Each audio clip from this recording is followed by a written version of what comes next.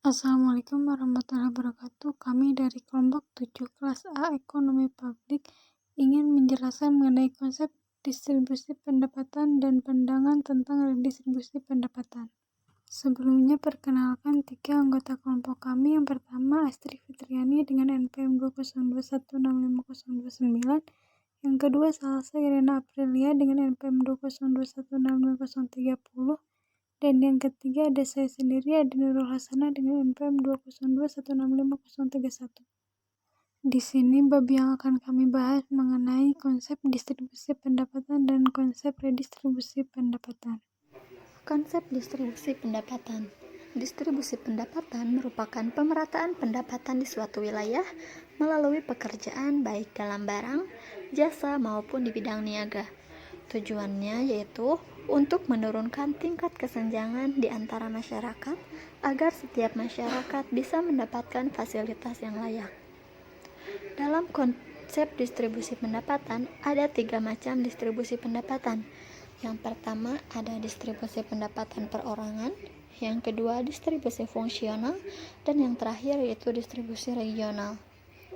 Kemudian ada faktor-faktor yang mempengaruhi distribusi pendapatan, yaitu yang pertama pembangunan infrastruktur yang tidak merata, yang kedua penurunan pendapatan per kapita, yang ketiga terjadinya inflasi, yang keempat angka pengangguran terus bertambah, yang kelima mobilitas sosial yang rendah, yang keenam substitusi impor yang berimbas pada kenaikan harga barang, dan yang terakhir yaitu nilai tukar yang menurun. Selanjutnya yaitu redistribusi pendapatan. Redistribusi pendapatan ini adalah pendistribusian kembali pendapatan masyarakat kelompok kaya kepada mereka yang kurang mampu. Nah, dalam redistribusi pendapatan ini ada beberapa contohnya. Yang pertama yaitu contoh program untuk redistribusi pendapatan kepada masyarakat, yaitu bantuan operasional sekolah, jaminan kesehatan masyarakat, dan penyediaan beras untuk masyarakat yang tergolong miskin. Kemudian untuk contoh aplikasi redistribusi pendapatan oleh BUMN adalah BUMS, lainnya adalah program pensiunan dan juga BPJS. Menurut Arif Daryanto dan Yondi Hapsrianda mengatakan ada 2 jenis redistribusi pendapatan. Yang pertama, redistribusi vertikal adalah redistribusi pendapatan yang merujuk pada transfer uang dari orang kaya ke orang miskin, dan yang kedua adalah redistribusi horizontal adalah redistribusi pendapatan berupa transfer uang antar kelompok dan antar pribadi. Selanjutnya yaitu manfaat redistribusi pendapatan. Yang pertama adalah mengurangi tingkat kemiskinan, yang kedua untuk mengurangi kesenjangan sosial, yang ketiga sebagai investasi sosial untuk jangka panjang kehidupan masyarakat yang dilandasi oleh solidaritas sosial, dan yang keempat untuk memperluas pemerataan pendapatan dan juga kesejahteraan. Nah, redistribusi pendapatan ini memiliki beberapa tujuan juga. Yang pertama, untuk dilaksanakan redistribusi pendapatan ini adalah untuk menjamin pemenuhan kebutuhan dasar penduduk serta mengurangi kesenjangan pendapatan dalam masyarakat.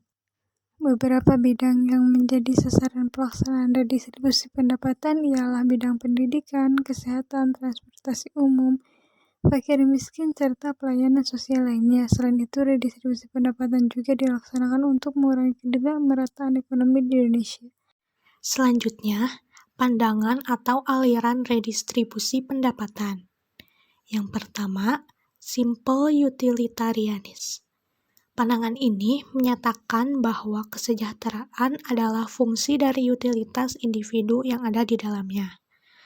Adapun fungsinya dapat dilihat sebagai berikut ini. Nah, keterangannya, N adalah individu, W adalah kesejahteraan sosial, F adalah fungsi, dan U1 adalah individu pertama yang memiliki tingkat utilitas. Nah, jika tujuan pemerintah adalah untuk memaksimumkan nilai W pada persamaan tersebut, maka menurut Rosen, dibutuhkan asumsi untuk memperoleh hasil yang kuat. Adapun asumsi tersebut, yang pertama, individu-individu tersebut mempunyai fungsi utilitas yang sama, yaitu bergantung pada pendapatannya. Yang kedua, fungsi utilitas ini mencerminkan marginal utility of income yang menurun. Dan yang terakhir, total pendapatannya adalah tetap. Yang kedua adalah maksimin kriterian. Menurut Rosen, dalam maksimum kriteria fungsi kesejahteraan sosial dijelaskan melalui persamaan sebagai berikut ini. Menurut persamaan tersebut, kesejahteraan sosial tergantung hanya dari utilitas seseorang yang memiliki utilitas yang paling rendah, disebut dengan maksimin kriterian. Pandangan ini berpendapat bahwa untuk memaksimumkan identitas seseorang adalah dengan utilitas yang minimum. 3. Pareto efficient redistribution atau Pareto optimum.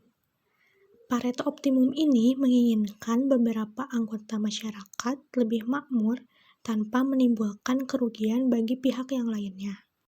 4. Non-individualistic views atau egalitarian. Musgrave menjelaskan beberapa inti dari pandangan egalitarian. Yang pertama, kesejahteraan disamakan atau diseimbangkan. Yang kedua, kesejahteraan dari kelompok terbawah dimaksimumkan. Dan yang terakhir, keadilan yang didasarkan pada kategori masing-masing memerlukan transfer dalam bentuk barang. Sekian materi yang dapat kami sampaikan. Mohon maaf bila terdapat banyak kekurangan dan kesalahan. Terima kasih untuk yang sudah menyimak. Wassalamualaikum warahmatullahi wabarakatuh.